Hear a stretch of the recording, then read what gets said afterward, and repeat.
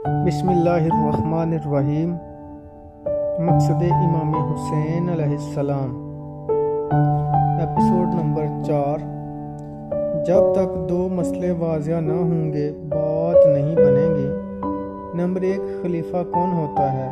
جو بیٹھ جائے وہی خلیفہ ہے، یا جس کو امت اپنی آزاد مرضی سے چنے وہ خلیفہ ہوتا ہے؟ نمبر 2، جس حکمران کے خلاف بغاوت منع ہے وہ آزاد مرضی سے چنا ہوا حکمران ہے، یا وہ ظالم جو زبردستی یا سازش سے حکومت پر قبضہ کر لیا ہو؟ اس موضوع پر ایک کتاب جو عربی زبان میں چھپی ہے، حرف آخر ہے۔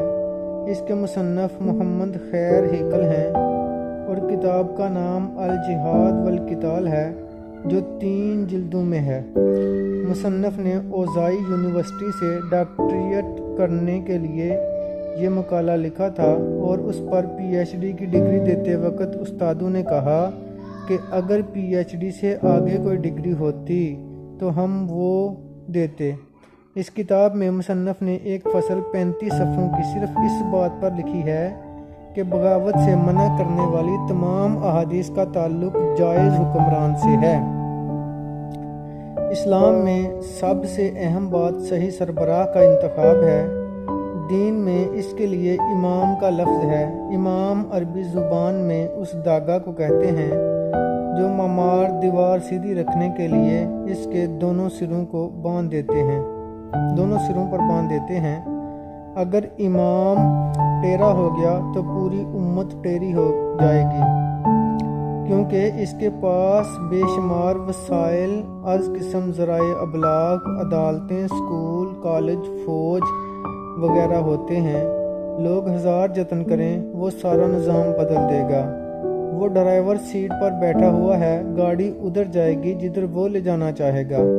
ملوکیت کی برکت سے بات یہاں تک پہنچ گئی کہ علماء نے لکھنا شروع کر دیا کہ متغلب زبردستی حکمران بن جانے والا بھی خلیفہ ہے، حتیٰ کہ اس سے آگے بحث شروع کر دی کہ وہ نیک ہونا بھی ضروری نہیں۔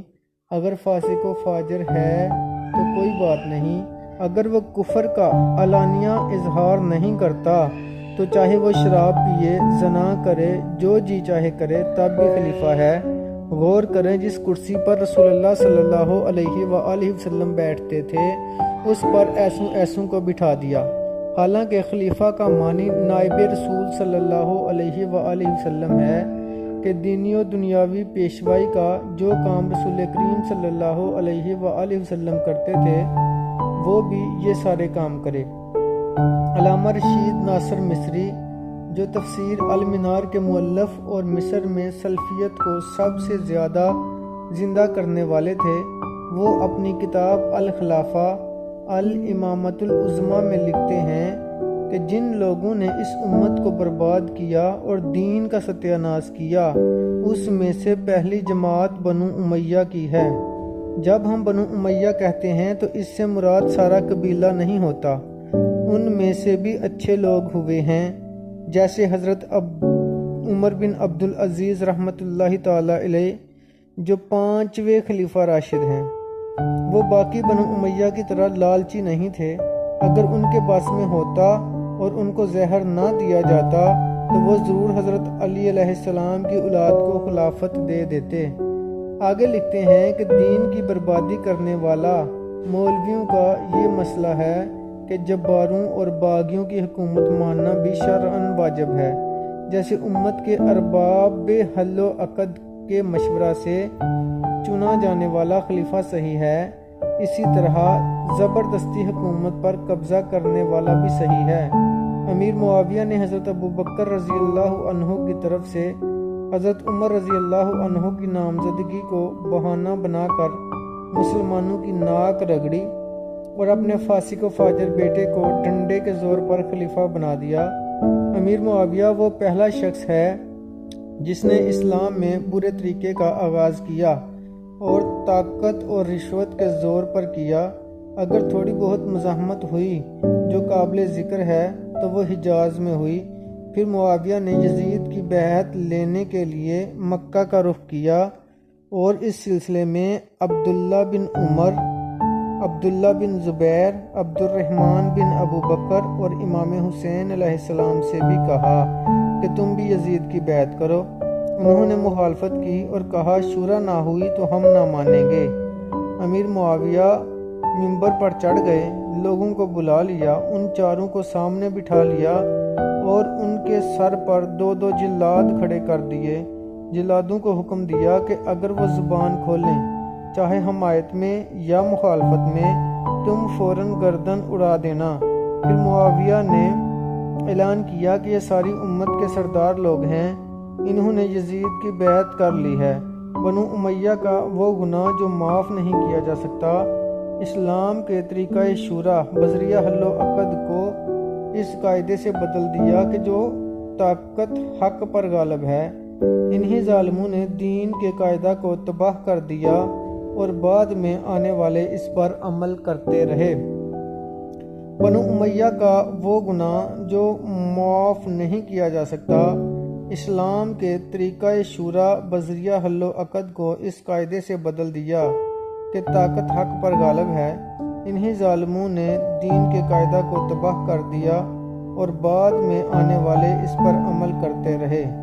دین اسلام کو برباد کرنے میں سب سے بڑا حصہ اس بات کا ہے کہ ایسی حکومت کو بھی جائز کہا گیا جو متغلب اور متسلط قائم کرے، یعنی جو شخص آئین توڑ کر زبردستی حکومت سنبھالے اور قبضہ کر لے، اس کی حکومت کو جائز صورت مان لیا گیا۔ یہ وہ پہلی اینٹ ہے جس سے سارا دین ٹیڑھا کر دیا۔ دین اسلام میں حکمران کے صحیح ہونے کی صرف ایک صورت ہے اور وہ شورا ہے، ولی عہدی یا استخلاف دین میں نہیں۔ حضرت ابو بکر رضی اللہ عنہ کا حوالہ بالکل غلط دیا جاتا ہے۔ ایک تو حضرت عمر ان کے رشتہ دار نہیں تھے، دوسرے ان کی نامزدگی صرف ایک تجویز تھی جس پر امت کے اہل رائے سے مشورہ کیا گیا۔ صرف آزادانہ انتخاب ہی جس میں کوئی رشوت نہ ہو نہ دباؤ ہو حکمران بنانے کا اسلامی طریقہ ہے۔ اس کے علاوہ سب طریقے ناجائز اور باطل ہیں۔ کوئی کسی کو ولی عہد مقرر نہیں کر سکتا اور نہ کوئی زبردستی حکومت پر بیٹھ سکتا ہے۔ ایسے سب لوگ غاصب اور ظالم ہیں۔ جس شخص سے کوئی ظالم کوئی چیز چھین لے، اس کو حق حاصل ہے کہ جب اس کو موقع ملے اپنی چیز اس غاصب سے چھین لے۔ اسی طرح ایسے غاصب حکمران سے جب موقع ملے اقتدار چھین لیا جائے۔ یہ عین دین ہے۔ ان کو ایک دن کے لیے بھی صحیح حکمران ماننا اپنے اسلام کی نفی ہے۔ اگر ہم ان کو ہٹا نہیں سکتے تو صرف یہ مانیں گے کہ وہ بالفعل حکمران ہیں مگر جائز حکمران نہیں ہیں۔ لوگ اس بات سے پریشان ہوتے ہیں کہ ایسے غاصب حکمرانوں کے پیچھے جیسا کہ بنو امیہ تھے لوگ نمازیں کیوں پڑھتے رہے، ان کو زکوٰۃ کیوں دیتے رہے، ان کی امارت میں حج کیوں کرتے رہے اور ان کے ساتھ مل کر جہاد کیوں کرتے رہے۔ اس بارے میں یہ بات ذہن نشین کر لیں کہ ان کے ظالم اور غاصب ہونے کے باوجود امت کا کوئی کام نہیں رکے گا۔ گناہ ان کا ہوگا مگر کام نہیں رکیں گے۔ علماء نے لکھا ہے کہ اگر باغی کسی علاقہ پر قبضہ کر لیں اور ان کے مقرر کردہ قاضی شریعت کے مطابق فیصلے کریں مگر بعد میں جائز حکومت ان باغیوں سے علاقہ واپس لے لے تو بھی ان قاضیوں کے وہ فیصلے برقرار رہیں گے جو شریعت کے مطابق ہوں گے۔